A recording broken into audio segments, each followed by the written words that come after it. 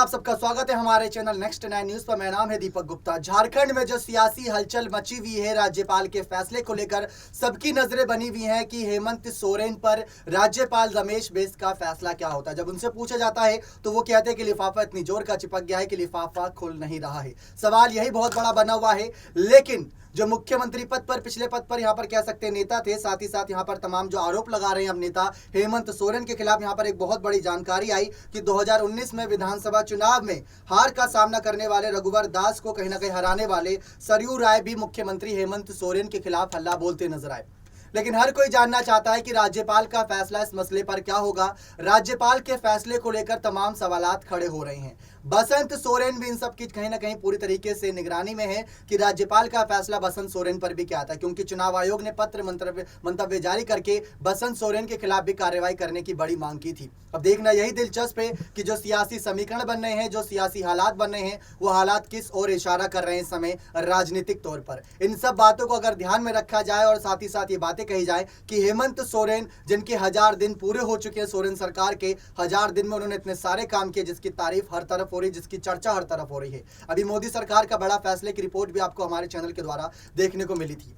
लेकिन कैसे ये मामला राष्ट्रपति तक जा सकता है? और जब यहाँ पर कल्पना सोरेन की बातें सामने आई थी तो रायरंगपुर मयूरभंज जो जिला था उसको लेकर तमाम बातें आई कि जहाँ से राष्ट्रपति द्रौपदी मुर्मू ताल्लुकात रखती हैं, वहां से कैसे ये मामला आगे जुड़ता नजर आएगा, क्योंकि कल्पना सोरेन का नाम मुख्यमंत्री पद के लिए आगे आ रहा था। इन सब के बीच तमाम जानकारियां बटोरने की हमने लगातार कोशिश करी। इससे पहले भी आपको हमने एक बाइट दिखाया था राकेश सर का, जिसमें हमने तमाम बातें रखी थी। तमाम कुछ सवाल ऐसे थे जो पूछने लाजमी से थे, और वो सवाल जब पूछे गए तो उनका जवाब भी हमें ऐसे मिला जो बहुत दिलचस्प था। तो पहले आप ये खास रिपोर्ट देखें जिसके जरिए आपको पता चलेगा, जहां पर मैंने ही जानकारी बटोरने की कोशिश करी थी कि झारखंड में जो विधायकों पर तलवार लटकी हुई है, जिसमें हेमंत, बसंत सब हैं, उनके मामले पर क्या यहाँ पर कोर्ट तक फैसला जा सकता है या राष्ट्रपति तक। आप ये खास पूरे तरीके से बयान देखें राकेश सर का, जिससे आपके लिए बातें आसान हो जाए। तो यहाँ पर सवाल सीधा सर यही रहेगा कि जो इस समय झामुमो विधायकों पर तलवार लटकी हुई है, बीजेपी के भी कुछ विधायक है जिन पर तलवार लटकी हुई है, राज्यपाल के फैसले का इंतजार है। लेकिन आपको क्या लगता है कि अगर ऐसा कुछ फैसला आता है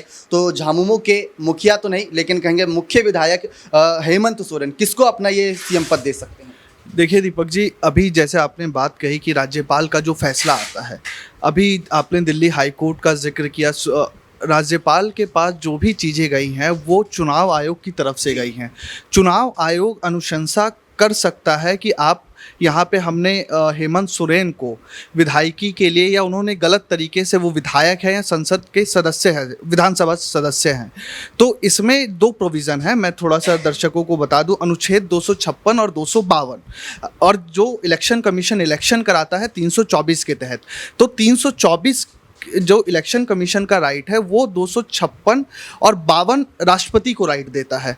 अंतिम फैसला जो होगा, राज्यपाल को अनुशंसा कर सकता है इलेक्शन कमीशन की हम इनको फिट फॉर मेंबर नहीं मान सकते हैं विधायकी के लिए। उसके बाद राष्ट्रपति के पास मसला जा सकता है, राष्ट्रपति के बाद सुप्रीम कोर्ट के पास मसला जा सकता है। मैं थोड़ा सा पीछे अगर आपको ले जाऊं, अगर आपको 1975 का दौर याद हो, और 1975 जब इमरजेंसी लगाई थी इंदिरा गांधी ने, और इंदिरा गांधी के ऊपर जब केस किया था राजनारायण ने, रायबरेली सीट का मसला था, और वहाँ पर प्रधानमंत्री के मेंबरशिप को लेकर ये मसला उठा था, उस समय भी आप देखेंगे कि इलेक्शन कमीशन ने अपना फैसला दिया।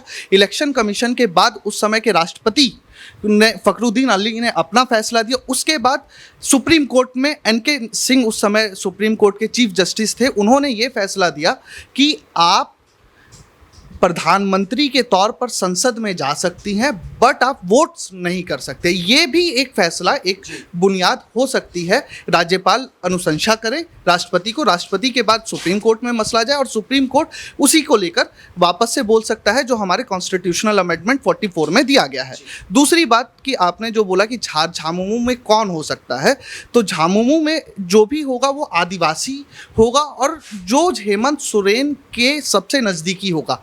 क्योंकि देखिए, जो उनके पिता हैं गुरुजी, जब गुरुजी ने पूरा झारखंड को लेकर प्रयास शुरू किए थे, तो उसमें जेडीयू से भी नेता थे और आरजेडी के भी नेता थे। जब आप झारखंड को लेकर प्रयास शुरू किए थे, तो जो गुरुजी की जो परिकल्पना होती है वो यही है कि जो भी उस सीट पर बैठे, या तो उनका वारिस हो या उनका कोई नज़दीकी हो।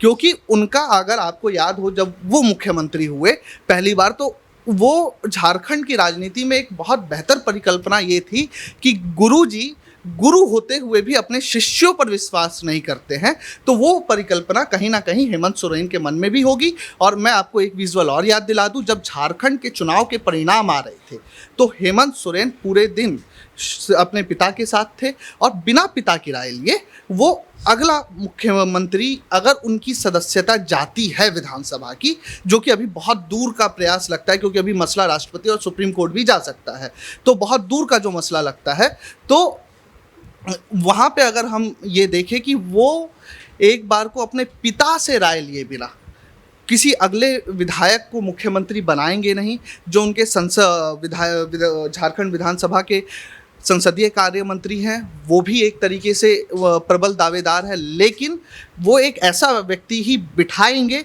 जो उनके बातों के अकॉर्डिंग चल सके। क्योंकि देखिए, इस तरह की राजनीति में जब एक सदस्यता, इतने बड़े पद पे जाकर आपकी सदस्यता रद्द होती है, तो इंदिरा गांधी का भी एक दौर, मैं आपको इसलिए बार बार याद दिला रहा हूँ कि इंदिरा गांधी का भी जब दौर आया तो आई.के. गुजराल मंत्री थे। आई.के. गुजराल मंत्री थे तो उनको हटा दिया गया क्योंकि वो सूचना प्रसारण मंत्री थे। और उस जब ऐसा दौर आता है तो फिर ऐसे ही लोगों को बिठाया जाता है अगल बगल कुर्सियों पर, जो एज अ पपेट काम कर सके। देखा आप सभी ने किस तरीके से यहाँ पर राकेश सर ने अपनी बातें रखी, और साथ ही साथ अब आपको बता दें बड़ी जानकारी क्या हाथ लगी है कि रघुवर दास को हराने वाले सरयू राय अब मुख्यमंत्री हेमंत सोरेन के खिलाफ भी ताल ठोक रहे हैं। जहां पर ताल ठोकते नजर आए, साथ ही साथ साल 2019 में सरयू राय और हेमंत सोरेन एक दूसरे की तारीफ करते नहीं सकते थे। अब हेमंत सोरेन ने भाजपा से टिकट नहीं मिलने पर सरयू राय को चुनाव में समर्थन करने की घोषणा की थी। खनन घोटाला के आरोप पत्र में दोनों का नाम है, यानी सरयू राय भी हेमंत सोरेन का चुनाव प्रचार करने दुमका पहुंच गए थे उस समय। लेकिन चुनाव आयोग में जमशेदपुर से रघुवर दास को हराने में सरयू राय ने कामयाबी पाई तो हेमंत सोरेन भाजपा को पछाड़कर मुख्यमंत्री की कुर्सी तक पहुंच गए। हेमंत सोरेन को मुख्यमंत्री के पद पर रहते हुए 1000 दिन से ज्यादा हो चुका है। अवैध वसूली में दोनों नेताओं को एजेंट प्रेम प्रकाश ये सरयू राय अब खुलासा करते नजर आ रहे हैं और लगातार यही कह रहे हैं कि ईडी की जांच अगर हेमंत सोरेन के खिलाफ होगी तो पकड़े जाएंगे। अभी उनकी कार को लेकर चर्चाएं हो रही थी, लेकिन अब उनके काम को लेकर भी चर्चाएं हो रही हैं। झारखंड में क्या हेमंत सोरेन के खिलाफ जो निशानेबाजी हो रही है, क्या मामला इस्तीफे तक पहुंच जाएगा, ये देखना खासा दिलचस्प होगा। लेकिन जैसा कि आपको जानकारी दी अपनी इस खास रिपोर्ट के माध्यम से, उम्मीद करते हैं सारी जानकारियां पसंद आई होंगी। बने रहिए चैनल के साथ ऐसी और तमाम बड़ी खबरों के लिए। बहुत बहुत धन्यवाद।